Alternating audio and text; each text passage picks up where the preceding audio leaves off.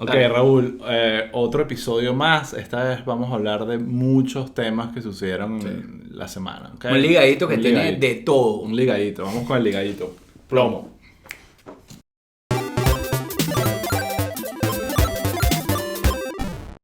Bueno, Raúl Stock, ¿cómo está la cosa? Osvaldo Graciani, aquí estamos de vuelta con otro ligadito. Ligadito. Este tiene de todo. Esta semana estuvo manzanita. Estuvo llena de pequeños temas. Sí, sí. Entonces, bueno, o sea, son pequeños grandes temas. Pequeños grandes temas. Pero antes de arrancar, vamos a hacer un poquito de housekeeping. Claro. Sabes que el otro día yo escucho, como te dije, yo escucho el podcast mucho yendo a la oficina, en el carro. Me gusta más escucharlo que verlo, te confieso. Entonces, me puse a ver los comentarios de la gente y no lo había parado mucho y quedé como gratamente sorprendido de toda la gente con los comentarios y el ranking. Tenemos 5 sobre 5. Pero has leído... bueno, pero es que no has visto los comentarios de YouTube. No, los de YouTube sí les paro más. Hoy alguien dijo en el episodio que hicimos de Ted Cruz, en el Roast, y que, pero ¿por qué nadie comenta lo parecido que son Osvaldo y Ted Cruz? ¡Wow! Sí, búscalo, es un comentario real, pésquenlo. Está ahí en el episodio de Ted Cruz, un Roast. O sea, eso me acaba de quitar completamente las ganas de hacer este podcast este episodio el resto de mi vida. Y se acabó, lo matamos. Pero, maldito sea la persona que me comparó con Ted Cruz. Pero ahí está. Pero bueno, bien. Mira, sobre lo que dices en los comentarios, una cosa que pasó esta semana, muy chévere. Nos escribió una persona que nos oye desde Japón. Ok. Que le gustó mucho el podcast, sí. Ok. Sí, y me pareció, dije, wow. Entonces, ¿qué te parece? Me parece fascinante. Y esto también me hizo, o sea, de verdad sería bien interesante que por favor nos digan desde dónde nos están oyendo. Sí. O sea, que nos lo pueden decir en los comentarios de YouTube. Los que nos oigan, como Osvaldo, que le gusta más en audio, pasen por las redes, que son Twitter, @pueblo_people, y en Instagram, @pueblopeople. Pasen por ahí y nos dicen desde dónde nos están oyendo, porque eso es bien interesante. Obviamente nosotros podemos ver las analytics, pero es más chévere cuando aparecen y nos cuentan. Y lo que te decía, uno de los comentarios que me gusta es como mucha gente, wow, finalmente alguien hablando con un poco más de frescura y sin tanto como bias, sino, bueno, hay gente dirá que tenemos bias, pero me gusta el hecho de que siento que hay un approach distinto a lo que hemos estado acostumbrados a escuchar. Sí. Hubo alguien que comentó también que como hablamos de Australia y lo que pasó con Facebook, ese episodio está bueno, pasen, el de Anti-Zuckerberg. Alguien nos pidió que comentáramos lo del super follow. En Twitter, ¿sabes? Que ahora anunciaron que ahora tienes que pagar para... que va a haber una opción para que pongas tus tweets para monetizarlos, pues. O sea, que la gente tenga que pagar $4, que me parece interesante, pero... Tiene sentido. Tiene sentido, pero hay que ver si funciona, pero hay el modelo... puntos de vista ahí. Yo por lo menos había una crítica interesante que leí de esto, o no una crítica, sino un comentario, que era que esto se lo va a poner difícil a las plataformas, a los medios con los colaboradores, porque les da como el poder de monetizar su contenido directamente. Entonces, obviamente que esto hace que los medios tengan que incentivar mejor a los periodistas, que eso es chévere y todo lo demás, pero también creo que eso les da como demasiado crédito al superfollow, porque esto significa que, o sea, ¿cuántos superfollows vas a hacer tú? O sea, si ya tú pagas Washington Post, pagas 3 revistas, 2 periódicos... Es que siento que la gente no va a pagar probablemente no tanto por un medio, sino por alguien específico. Por alguien específico, y yo creo que los periodistas probablemente van a estar al final de la fila. Primero será... Celebridades y ese tipo de cosas. Pero igual, yo me imagino que la gente guardará su superfollow para... Sí. Pero bueno, eso me parece interesante. Es otra de estos temas de monetización de medios. A lo mejor nosotros lo hacemos. No sé. Ya veremos. Algo tenemos que hacer. Algo tenemos que hacer. Pero bueno, entremos en temas políticos interesantes. Y bueno, y por supuesto, síganos. Suscríbanse. Denle la campanita. Síganos bueno, lo que tú estás diciendo, pónganos comentarios en Apple Podcast y las 5 estrellitas. Sí, Se agradecen. se aprecian. Y síganos en Spotify y en donde nos oigan. Bueno, entonces vamos a hablar, ya entrar en, tenemos varios temas Ajá. que tocar, entonces en este variadito, y quiero arrancar con esta evento que sucedió en nuestro bello estado de Florida, en Orlando, Sí. la semana pasada, que se conoce como CPAC. Eso significa Conservative Political Action Conference, y básicamente es como el Comic Con de los conservadores. Ya, ¿Ok? el pun, ahí, el con man con. Exacto. Y es una... ojo, el CPAC tiene muchísimos años. Claro. Y es un clásico. Es algo que en otra época tenía incluso hasta cierto prestigio.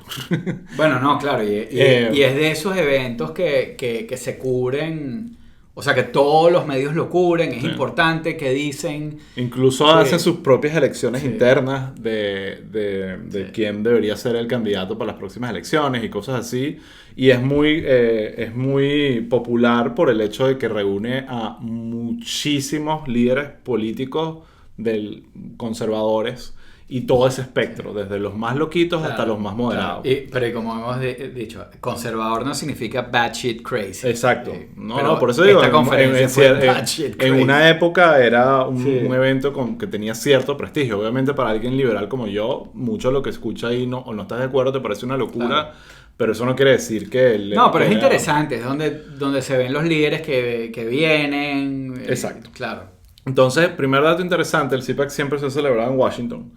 Y este año decidieron hacerlo en Orlando, Florida, porque, bueno, obviamente es la reputación que tienen en Washington de troublemakers o de Sí. gente que le gusta dar golpes y hacer... Claro. No, y por misma seguridad. Bueno, un dato interesante, la semana pasada tuve que ir de trabajo a Orlando y estuve en Orlando 2 o 3 días. Ok. Y no coincidió con los primeros días del CPAC. El CPAC creo que empezó un jueves, Ajá. un miércoles y terminó un domingo.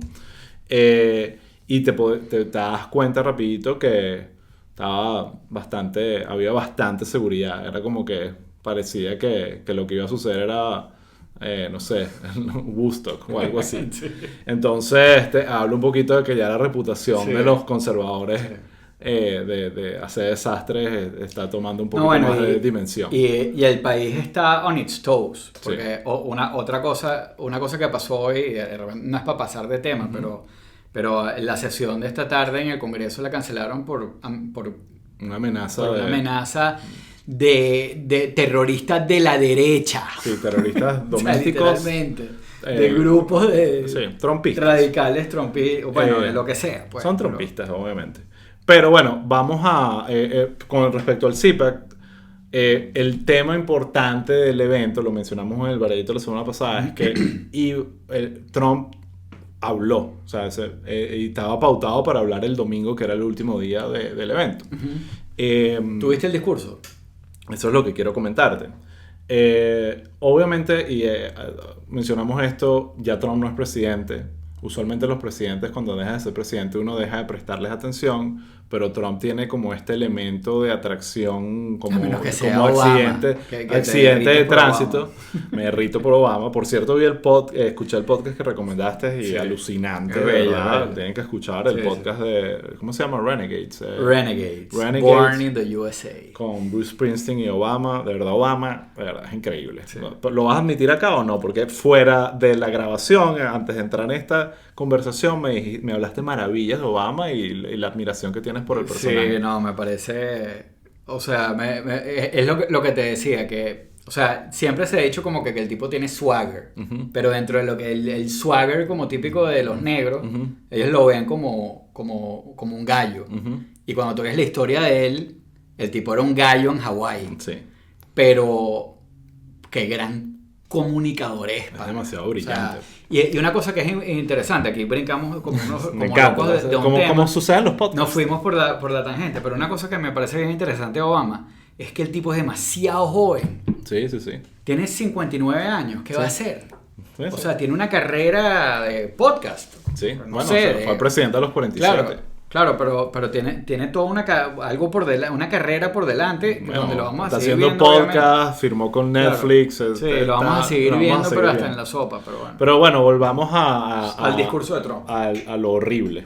Entonces, nada, sucede el CIPAC, un dato antes de entrar en lo de Trump. ¿Te acuerdas la semana pasada que hablamos de Ted Cruz? Le hicimos un roast y conversamos Sí. sobre si esto era el final de su carrera política. Obviamente no, porque la barra de criterio de la gente de los conservadores está en el foso. Y por supuesto, Ted Cruz habló en el CIPAC como si nada hubiese pasado. Sí. Hizo chistes, por cierto. Hicimos Sí. algunos chistes en las redes sociales. Su mini rutina de stand-up. Alguien le escribió un chiste diciendo que amaba Orlando, pero que no era Sí. tan cool como Cancún. Cancún. Pero bueno, Sí. ¿qué me pasó? Yo siempre tengo este conflicto de, Trump va a hablar, ¿qué va a decir? Pero por otro lado es, ¿por qué quiero ver este accidente de tránsito? Claro. Pues, ¿sabes? Sí, sí. ¿Por qué estoy frenando el tráfico Sí. para ver el accidente de tránsito? Sigue, ignora el accidente. Prendo la tele, voy a ver el discurso, Trump empieza a hablar y te lo juro que no tardé ni 2 minutos en cambiar de canal Sí. y ver otra cosa. Porque lo que sentí fue un gran alivio de que Sí. este imbécil no siga siendo presidente del país, porque es el mismo discurso, negando Ahora, los una resultados pregunta. electorales, el mismo Trump de toda la Sí. vida. Y sentí que, bueno, ¿por qué tenemos tenemos que hablar del personaje? Porque existe Claro. el trumpismo existe y es un Claro. problema y lo vamos a hablar. A mí me pasó lo mismo. Sí. A mí me pasó lo mismo. Entonces, o sea, yo lo que me preguntaba era, o sea, ¿será que obviamente hay unos fanáticos trumpistas que dirán, ay, el águila vuelve en marzo? Exacto, como se dijo. Exacto, el águila vuelve en marzo. Ok, esos están ahí. Pero el resto del país tendrá esta misma fatiga. Es muy buen punto el que estás diciendo, porque yo siento que obviamente los antitrumpistas como yo vimos esto y apágalo, esto Claro, que it's sí, over, se acabó. horrible, sí, es sí, horrible y era como una mezcla de alivio, pero también con trauma, de que Claro. porque estoy viendo esto, ya no, Sí, no sí. porque esto me influencia, ¿sabes? Ujú. Pero, Porque no estoy haciendo pero eso. sí creo el punto que tú dices, que mucha gente que de repente votó por él, después de no haberlo estado escuchando por un tiempo y olvidarse de su existencia y seguir con su vida, de repente haber visto esto, fue como que, uy, no, menos mal, ¿qué me pasó? ¿Sabes? Sí, Es como sí. cuando te despiertas el día siguiente de Claro. una de esas noches locas y Claro. dices, wow, ¿qué hice?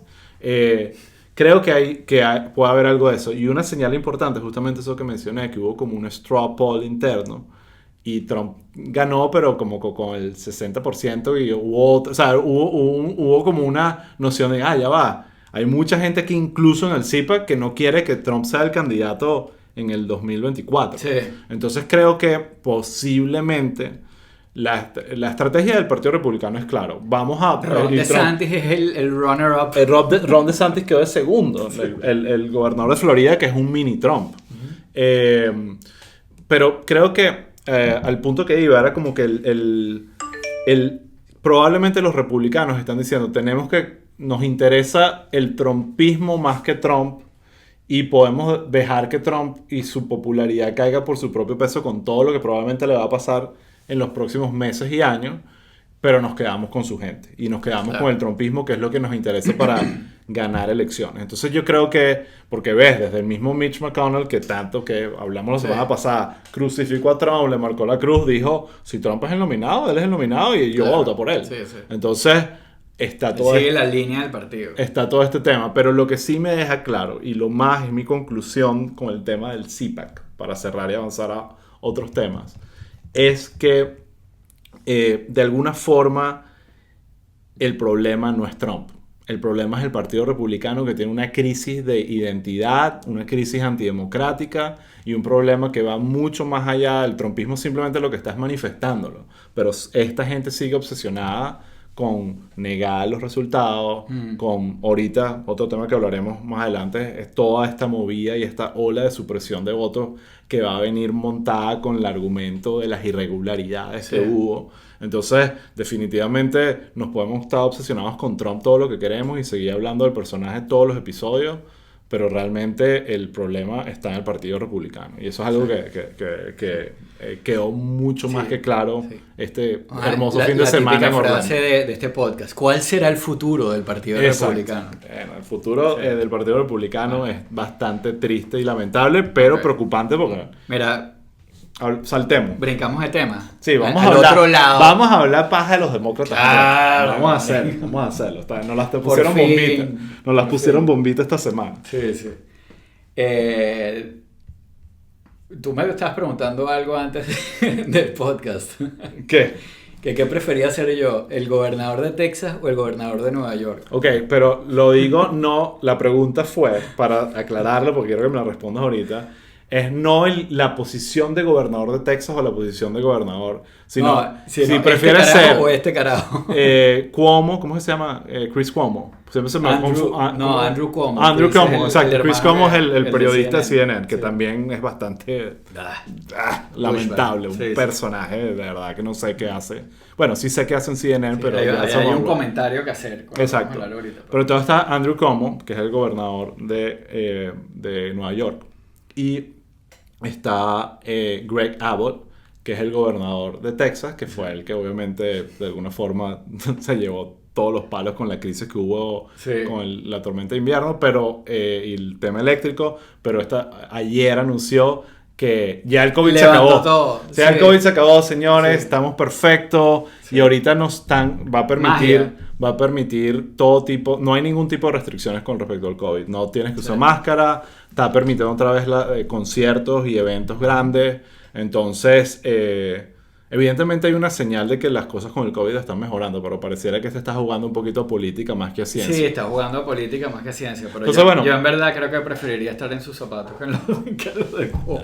Bueno, Cuomo, por el otro lado, está en medio de un escándalo sexual y de abuso y de, por supuesto, un personaje también bien raro. Yo me acuerdo con él, a pesar de que mucha gente lo amó y mucha gente, incluso muchos venezolanos, el año pasado, y que Cuomo debería ser el candidato, porque era como que la gente siempre se enamora de un strongman. Entonces estaban viendo en Cuomo el otro arrechito anti-Trump, pero que también se lanzaba su... También está eso de que el gobernador de Nueva York, Nueva York. Sí, no, pero creo que tenía que ver. Acuérdate que Cuomo empezó estas ruedas de prensa que se hicieron populares, estaban transmitiendo en vivo todos los canales, que las empezó a hacer todos los días, y de repente era un aló presidente todos los días. Pero ese aló presidente tenía como dos niveles. O sea, el primer nivel era un nivel de información donde él como que se ponía al día lo que habían hecho, cuáles eran los resultados, y que era como sincero, y creo que era útil. La segunda parte era como esa parte populista. Exacto.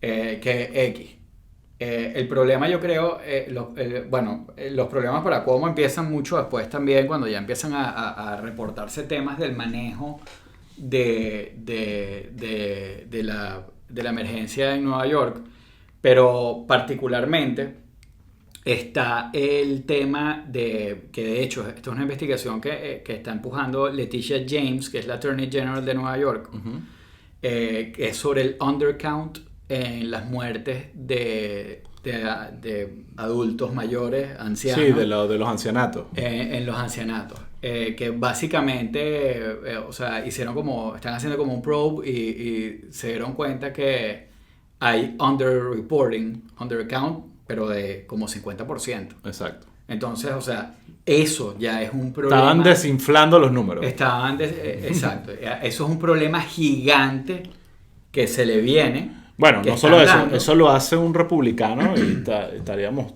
estamos, con este caso, que es parte del debate. Exacto, pero es horrorizado. Horrorizado, sí. Y es de horrorizarse. Pero a Cuomo encima se le monta encima, se le empiezan a montar, le cayó el Me Too. Ajá. Pero, poco tarde, pero porque, cuando uno dice que le cayó el Me Too, hay mucha gente que lo toma como, no lo estoy diciendo como connotación negativa, mosca. Real, pues. Es real. Sí. Lo alcanzaron, o pareciera que lo están alcanzando, una serie de avances y cosas que califican como sexual harassment, pues. Ahorita tiene como tres denuncias encima. Probablemente cuando tú ves un poco la historia o sea, yo estoy seguro que le van a salir más. Además que, o sea, también un poco volviendo a lo de Andrew Cuomo, yo estaba también leyendo un poquito de como que, porque la imagen que mucha gente tiene es esa que tú estás diciendo del aló presidente. Pero cuando tú vas como a buscar un poquito la historia de Andrew Cuomo, el estilo de... yo estuve leyendo un par de periodistas que lo cubren en Albany, y ellos hablan que no, pero es que él tiene un estilo súper agresivo que es muy de Albany, así de New Yorker. De ofrecer golpes, sí. O sea, es así, pero es como algo local. Sí. Es como el estilo, es como que tú hables de cómo es la gente en Boston, ¿sabes? Como tú sabes, que se cagan a coñazo y eso. Entonces, no sabía, pero... el Albany Style. Ajá. Sí, los Wahlberg y eso. Está bien. Bueno, pero, o sea, él tiene como ese estilo como muy particular. Y entonces sale primero esta denuncia de Lindsey Boylan, que ella llegó a ser Chief of Staff del Economic Development Department. Tenía un cargo más o menos, o sea, alguien que rose through the ranks, y ella cuenta su historia. Ella de hecho escribió o sea, echó su cuento en Medium, y si tú lees lo que ella cuenta, en verdad, o sea, esto no es una violación ni nada por el estilo, o sea, más bien es acoso laboral. Y de cómo y los avances que le hacía Cuomo cuando ella estaba trabajando ahí, pues. Chamo, si tú lees la nota que ella escribió en Medium, es como un episodio de House of Cards. O sea, que si el que la citó a su oficina y se sentó solo con ella y le empezaba a decir cosas, pues. O sea, un baboso. Un baboso super creepy, y también todo como a través de los aides, que si le mandaba mensajes que Andrew te mandó a decir que eres igualita a su exnovia, pero más bonita. Una cantidad de cosas así que la ponía como en situaciones súper incómodas, que ya la tipa estaba súper incómoda cuando estaba con él solo y el tipo le decía cosas que obviamente... Sobre todo en un contexto laboral, porque uno siempre argumenta, bueno, claro, siempre los hombres tienen, las mujeres tienen que haber una manera de cómo flirtear, y eso pasa, pero cuando lo usas en el trabajo y estás amenazado, sientes que tu trabajo y es tu jefe, y sientes que tu trabajo puede estar amenazado si lo haces de una manera o la otra, ahí es donde realmente es súper cínico de parte de, en este caso, Andrew Cuomo. No, claro, y también que, o sea, la descripción del trabajo en la oficina de Cuomo es también como, o sea, él trabaja con gente que ha trabajado de toda la vida, que es un círculo súper cerrado, donde nadie sapea, donde todos se calan las y donde cosas, probablemente hay muchos vicios creados. O sea, hay como mucha violencia de parte de él en el trato, pero es como que, él es así. Así somos aquí en esta pandilla. Sí. Entonces, o sea, a esta tipa estuvo como en varias situaciones súper incómodas que la llevaron básicamente a denunciarlo. Ya no aguantaba más, pues. Después salió una que se llama Charlotte Bennett, también a la que le hizo, que era un aide de Cuomo, a la que le hizo avances, que le decía cosas como que mira, pero tú no saldrías con un viejo de 60 años. Oye, a mí me gustan de 20 y tanto, de 30. Asco. O sea, había toda esta... o sea, ese tipo de comentarios que se los hizo varias veces y que tampoco aguantó, evidentemente. Y hubo una tercera que salió ahorita, que dijo que básicamente, y creo que hay por ahí como una foto, un video que sale como agarrándole la cabeza así. Sí. Y en un matrimonio. Y le dice que te puedo dar un beso y tal. Horrible, súper baboso también. Sí. Pues.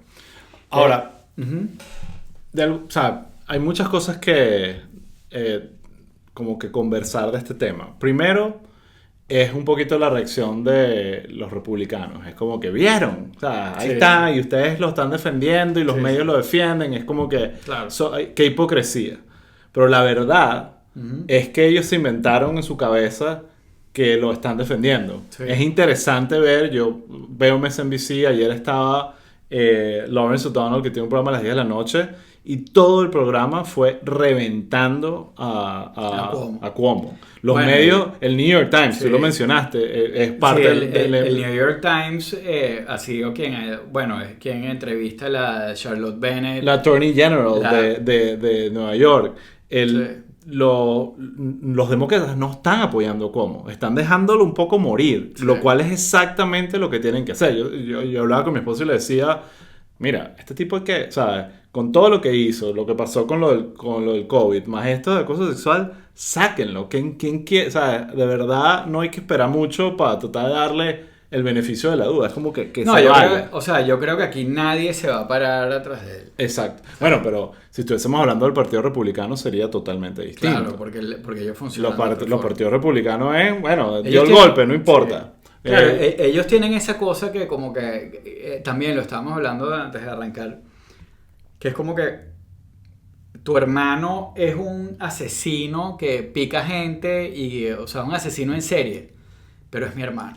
Exacto. O sea, así son los republicanos. Sí. O sea, pero bueno, con un poquito más, incluso está más cínico. Pues, sí. Que, bueno, es el partido, es Mitch McConnell. Bueno, es el partido, hay que apoyarlo, hay que seguir. Los demócratas, bueno, también tienen esta cuestión que hace que a algunos les parezca que son más débiles, que es que por el righteousness, alguien dirá, do the right thing, pues. Bueno, hay mucha de esa crítica que es como que los demócratas siempre hacen lo correcto y los republicanos siempre hacen lo incorrecto y ganan. Claro. Y es como que esa frustración de por qué, pero yo creo que en ese sentido prefiero estar en un partido, apoyar un partido que haga lo correcto y ya, pasó. Sí. Incluso hubo casos, el de, se me olvidó el nombre, el comediante que estuvo en el Senado, Al Franken, que renunció al Senado por algo que realmente no debió renunciar, sinceramente. Después de que se investigó y se supo todo, realmente no era nada que merecía que un ¿cómo senador... lo está tratando de manejar igual diciendo como que mira, o sea, I can flirt? Bueno, es importante. Como tengo entendido que no está casado, me imagino que está divorciado por la edad que tiene. Él lo está y la gente puede... Él lo está manejando como... No hay nada para el amor. Como en clave de eso. Pero bueno, yo particularmente soy como de la posición de que en estos casos, yo sé que hay mucha gente que dice como que bueno, pero merece defensa, o sea, tiene derecho a la defensa. Bueno, y todo claro lo demás. que sí. Claro que lo tiene, pero yo creo que hay que partir de creerle a la víctima. Y es que el problema, y hay un punto que tú dijiste antes, la parte del, digamos, el acoso sexual, mira, es debatible, tiene que mostrar su lado, pero es el tema del abuso de poder. Es realmente lo que hace que el tema sea complicado. Cuando tú pones a una persona en esa situación, que tú eres el jefe, eres el gobernador del estado, tienes este poder, estás usando tu poder. Y también es que es un poco cambiar un poquito, incluso en la parte de acoso sexual, hay que cambiar un poquito el chip. Uh-huh. Porque cuando tú lees esto con el chip que uno viene, sobre todo como latinoamericano, es como que, pero le dijo cosas. ¿Y cuál es el problema? ¿Y si le gusta qué? No le puede decir, no. Exacto. No. O sea, todo eso es una falta de respeto. O sea, ponerte en esa posición incómoda. Pero por la relación laboral que tienen, no por, o sea, ¿cómo hacen los hombres para levantarse a las mujeres y viceversa? Que contaba eran como chistes, como que la tipa estaba sentada con el tipo en el jet regresando de una cuestión. O sea, y el tipo le decía que sí, que bueno, vamos a jugar street poker aquí. Y ya ahí entonces... Claro, obviamente es baboso. O sea, tú estás pero trabajando. Mi punto es, yo conocí a mi esposa en el trabajo. No, yo también. ¿Entiendes? Entonces es como que... Era pasante. Ha podido variar mucho. Wow, esa parte no la sabía. Sí. En mi caso no era pasante, éramos como del mismo nivel. Pero realmente mucho va... O sea, se puede interpretar de la manera Nunca salimos mientras estábamos trabajando. Mi punto es que va a depender mucho cómo reacciona la persona. O sea, si yo a mi esposa le invito a salir... y me dice que no, y de repente hubiese sido como, ¿qué estás haciendo? Dos personas solteras le invitan a salir, a lo mejor la respuesta puede ser como que, mira, yo trabajo contigo y no. Claro, mi punto es que así funciona la vida, pero la gente se conoce y se enamora en el trabajo, en otros lugares, es un tema de cómo eso sucede. Sí. Y bueno, si ese usas tipo tu de poder, cosas, hay oficinas donde son más estrictos y también hay posiciones como del Me Too de que, o sea, eso es un unwanted advance y... Entonces, bueno, pero es lo que tú dices. O sea, siempre el primer advance son wanted. Sí, eso es lo que yo estoy tratando de decir. Hay temas de tono, de la agresividad con que lo hace. Exacto, hay temas de tono, de agresividad, de poder. Bueno, no, una de las cosas que este tipo, para entender el contexto, él la llama en la noche a su oficina del Capitolio de Nueva York. Uh-huh. Ella va en la noche, que es lo que digo, que es como un cuento de House of Cards, que llega, están los aides sentados afuera, ella pasa a un salón de reunión, él entra por otra puerta y se sienta y empieza y le enseña y le dice como que le hace un chistecito con una caja de tabacos uh-huh. que hay ahí, uh-huh. en referencia el chiste a Bill Clinton. Okay. O sea, uh-huh. solo con la mujer a las 10 de la noche en la oficina. Y la tipa salió espantada, pues, obviamente. Entonces, bueno, nada, por mí, pero bueno, como ya me da drag him. Exacto, a mí ya me da un poquito de miedo el personaje por y bueno, y por otro lado está el tema del probe de la cuestión del undercount. Que es grave. Que es súper grave. Ahora, volviendo al tema del escándalo, su hermano, Chris Cuomo, es periodista, over un quote de CNN, tiene el prime time, está a las 9 de la noche, y ahí están rodando ahorita unos videos bien cringy, sobre todo ahorita entendiendo el contexto de él teniendo entrevistas, o sea, los dos hermanos teniendo entrevistas en CNN, el hermano periodista entrevistando al hermano gobernador y con los comentarios, tú eres, ¿te gusta salir? ¿Estás soltero? Claro, ¿qué estás haciendo? Un montón de cosas que ahorita la ves y dices, ¿de verdad? Bueno, claro, pero Cuomo, por cierto, dos hermanos Chris Cuomo decidió obviamente no tocar el tema y que no va a hablarlo porque está involucrado. Chris Cuomo dijo que, o sea, hizo un statement en CNN diciendo que él no iba a hablar de esto. Claro. Porque no era ético cubrirlo porque era su hermano. Pero lo que le ha dicho mucha gente es que, pero sí era ético cubrirlo y entrevistarlo cuando el tipo estaba bien y era, y era pop. Tal cual. Entonces, y además las entrevistas terminaban... La hipocresía. Sí, y además las entrevistas terminaban como en una cosa ahí como un brotherhood. Dile a mi mamá que haga y se metían entre ellos como dos hermanos que se echan vaina entre ellos. Sí. En fin, no se sentía bien, incluso en ese momento cuando Cuomo estaba bien. Sí, dile a mi mamá que haga el spezzatino. Pero bueno, nada, vamos a seguir un poquito a hablar de otros temas, ¿te parece? Rapiditos, cositas cortas.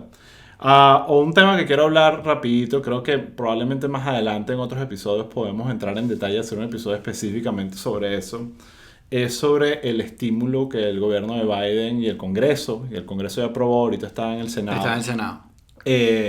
Están tratando de pasar para el estímulo para tratar de aliviar toda la crisis económica alrededor del COVID. Sería el tercer estímulo de COVID.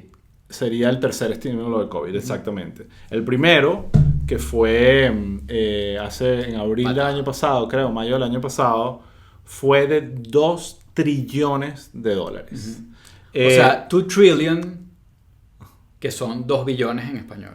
Exacto. O sea, estoy usando los términos gringos. Exacto. Para entender un poco y tratar de ver si esto, porque es un número muy grande, $1 trillón es $1 millón, 1 millón de veces.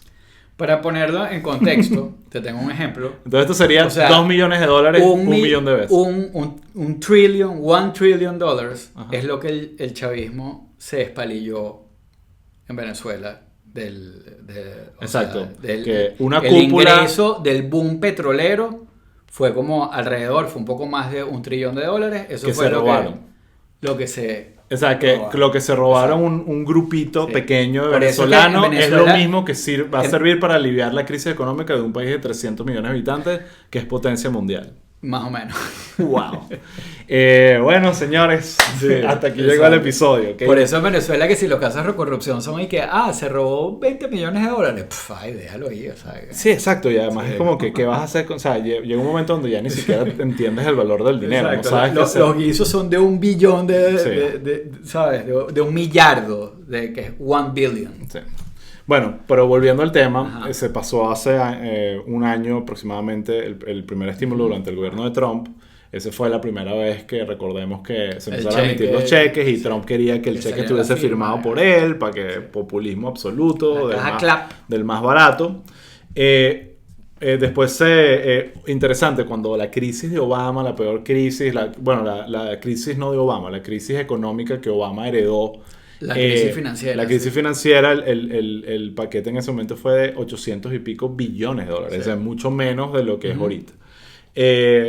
Por supuesto, ahorita llega Biden, la crisis continúa, el COVID, en abril pensábamos que estábamos en el peor momento y muy lejos de eso. Bueno, el segundo estímulo dentro de esto fue en diciembre, que fueron como 900 billones. O sea, 900 millardos. Entonces ahorita la propuesta es de 1.9 trillones, que sería el segundo más grande de la historia después del que hicieron el año pasado. Es grande. Es o sea, enorme. Un stimulus bill grande. Es un estímulo, no es el más grande, pero es grandísimo. Sobre todo por el hecho de que el más grande pasó hace menos de un año. Claro, exacto. Y después hubo uno en el medio. Están acumulándose. Entonces, por supuesto, como buenos hipócritas que son en su mayoría los republicanos, solo les gusta gastar mucho dinero cuando ellos están en el poder. Entonces están todos en contra de la gastadera de dinero de los demócratas, ¿no? Exacto. Es complicado porque, bueno, obviamente el stimulus tiene como varias capas, ¿no? O sea, desgranándolo un poco, y un poco lo que estábamos hablando antes, que lo vimos en el podcast del Daily, que decían que el ejemplo del stimulus por el que peleó Biden durante la época de Obama, que era de 800, y ellos decían que se quedaron cortos.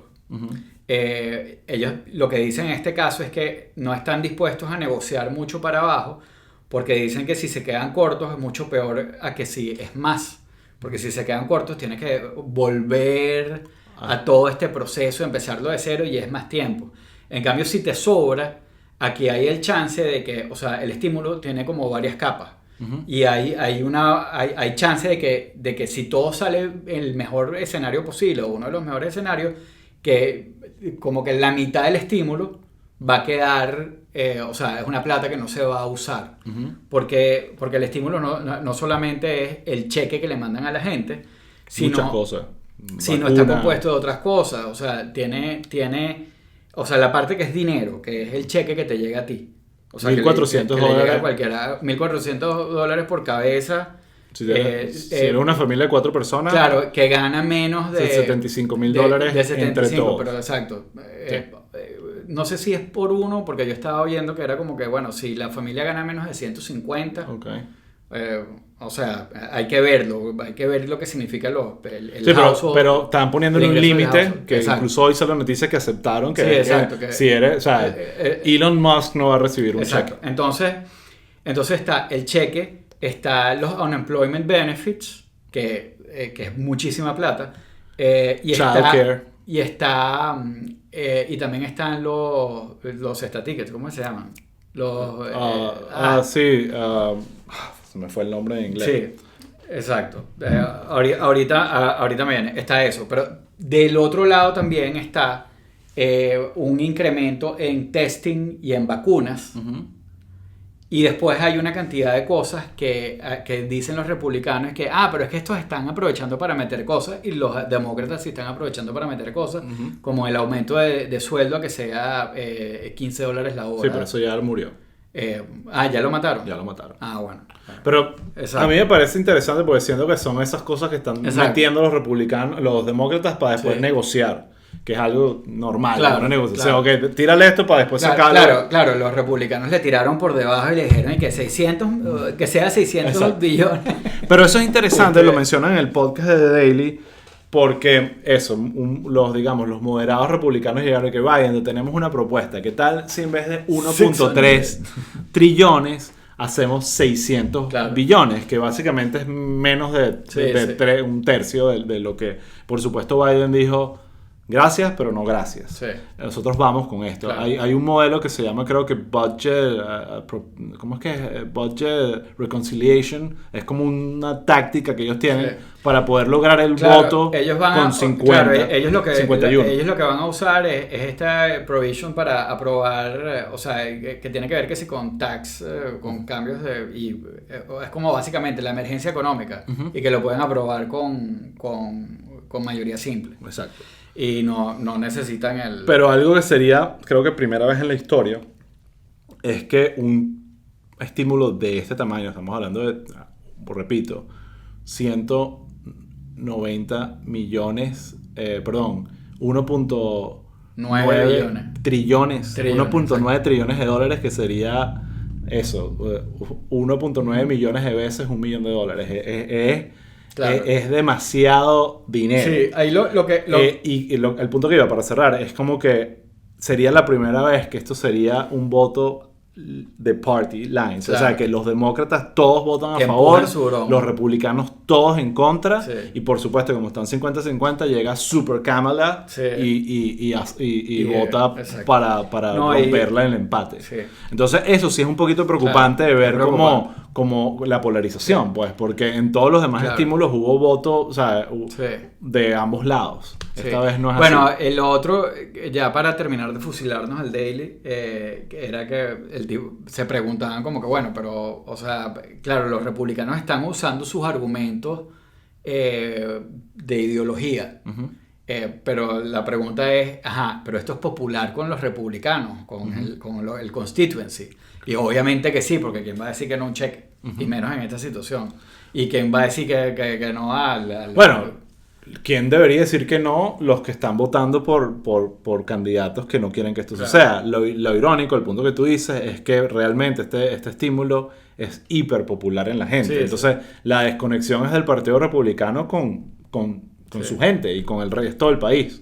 Entonces, hay un tema claro que fue un poquito, lo hablamos en otro episodio, la respuesta de Jennifer Psaki, cuando le dijeron que Biden iba a gobernar para ambos lados, y él dijo, sí, para ambos lados del país, no de los partidos. O sea, y el país quiere que este estímulo suceda. El país está sufriendo, la mayoría de la gente necesita esta ayuda. Sí. Entonces, en ese sentido, creo que Biden y el gobierno de Biden están con la mayoría de la gente, y por eso probablemente el estímulo lo logren pasar, pues.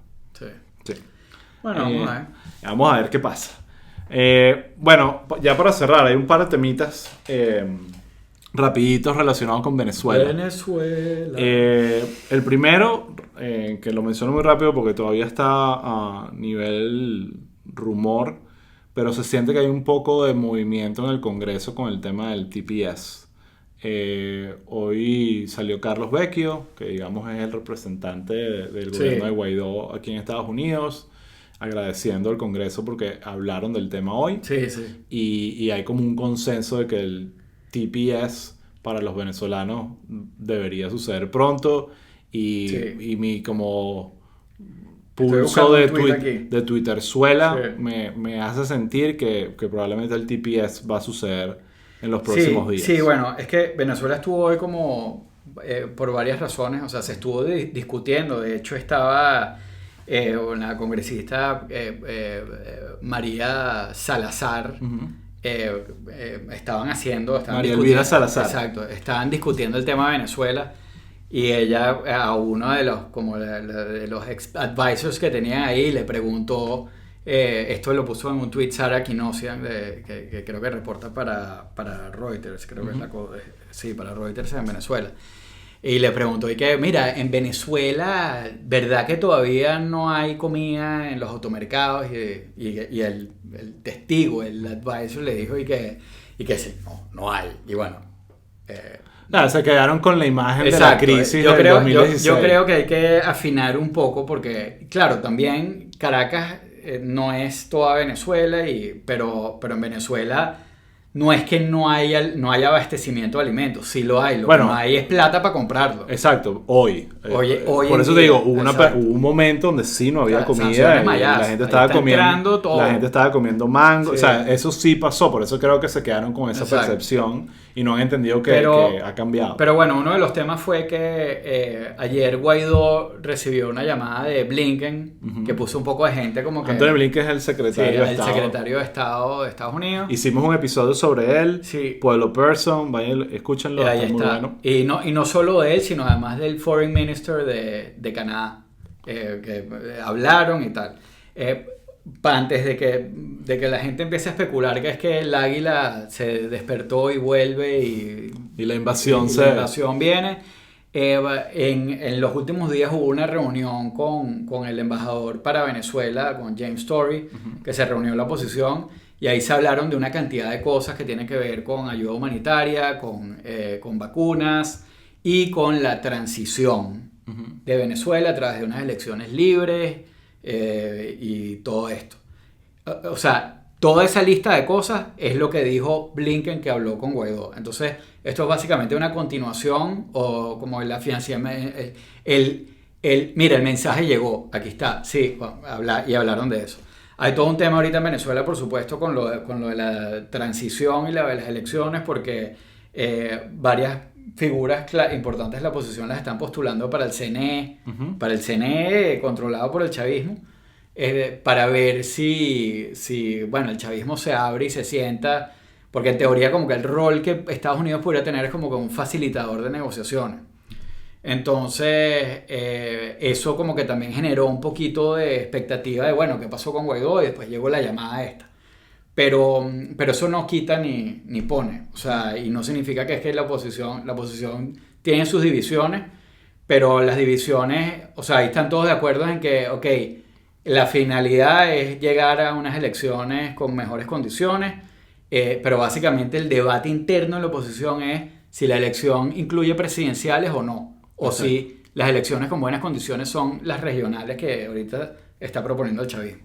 Entonces, ese es como que un resumen de... Sí. O sea, no es nada como del otro mundo ni que las cosas van a cambiar. Sí, pero te muestra que hay como una continuidad en el tema diplomático con Venezuela sin la retórica que había antes de Trump. Sí. A mí lo que me da curiosidad es que tan abierto está Estados Unidos. Bueno, es que Estados Unidos ya como que pasa a tener como un rol más como de advisor y no como estar tanto en el medio. Pero lo que me da curiosidad es como la posición de ellos de, ustedes también están como o sea, están cerrados con lo de que tiene que haber elecciones presidenciales sin Maduro o con Maduro. Yo creo que todo el mundo está como empezando a entrar en una cuestión de que, bueno, si Maduro deja que entren estos al CNE y si Maduro deja que ahí hay como se va abriendo una puerta. Eso es lo que yo creo que están viendo. Bueno, siguen soñando. Bueno, pero eso, en fin, o sea, eso es lo que pareciera. Entiendo y es o sea, al final ahí también el hecho de estar en Venezuela ya ha habido mucha discusión también en redes ahorita de que sí, que afuera la gente está más radicalizada que la gente de adentro. Sí, suele pasar. Mira Cuba. Claro, pero independientemente de todo eso, en verdad, bueno, el que está adentro vive la realidad y tiene que... O sea, no es que la vives, no es que la estás viendo, es que tienes que lidiar con ella. Sí. O sea, es que tienes que... Es tu realidad, pues. Exacto. Es muy fácil opinar cuando no es tu realidad. Una panadería tienes que vender cachitos y viene un chavista y le vende los cachitos. O sea, es otra cosa, pues. Bueno, mira, ya tenemos que cerrar, así que hay un par de temas que podemos dejar para matamos después. A Venezuela rápidamente. Pero quiero cerrar con un tema que creo que merece que hagamos un episodio específico de ese, pero es algo que está sucediendo. Y quiero como que asomarlo para que después lo profundicemos en otro episodio. Es el tema que empieza con el tema del Big Lie. No sé si has escuchado este término y los que nos escuchan. Sí, es un término que viene de otra analogía con respecto a Hitler y los nazis. Claro, pero el Big Lie era algo que decía Hitler. Exacto. Que hacían... O sea, prácticamente el Big Lie fue lo que usó para que... Exacto. Para caerle a los judíos. Exacto, por eso mismo. Es el tema de la creación de esta, en el caso de Trump, olvidemos el tema nazi, es el término ahorita, se está usando mucho el Big Lie como esta gran mentira que Trump ha utilizado del fraude y que le robaron las elecciones y todo lo que eso ha generado, que ya lo hablamos de lo que pasó el 6 de enero y todas las consecuencias que ha traído en el Partido Republicano este Big Lie o gran mentira. El problema es que a pesar de que muchos republicanos decidieron decir, sí, era mentira, en verdad ganó, aceptamos los resultados y ganó Biden, la percepción de las irregularidades y de que hubo trampa y de que hubo algún tipo de irregularidades, la están utilizando estos republicanos para cambiar las leyes en su estado para suprimir el voto. Entonces va a venir una ola intensa de republicanos. Bueno, es que ya los rumores sirven para suprimir el voto. Exacto, entonces va a venir una ola intensa de supresión de voto, que creo que es algo que tenemos que mencionar, porque esa va a ser la manera del Partido Republicano tratar de... Pero eso tiene que ser un episodio. Llegó el timer, exacto. Ajá. De tratar de monetizar, digamos de alguna manera, el Big Lie. Entonces, bueno, ese fue Capitalizarlo. Exacto, capitalizar Exacto. el Big Lie. Entonces, es un tema preocupante, porque yo creo que eso sí realmente se puede traducir en que los demócratas pierdan terreno por su presión de voto. Entonces, bueno, este fue el último tema. ¿Quieres hablar de otra cosa? Vamos a pausa. El mega ligadito. ¿Qué más tenemos por aquí rápidamente? Bueno, igual Siria. No. todo lo demás que Para está la ahí próxima, lo guardamos para la próxima. ¿Ok? Sí, tranquilo.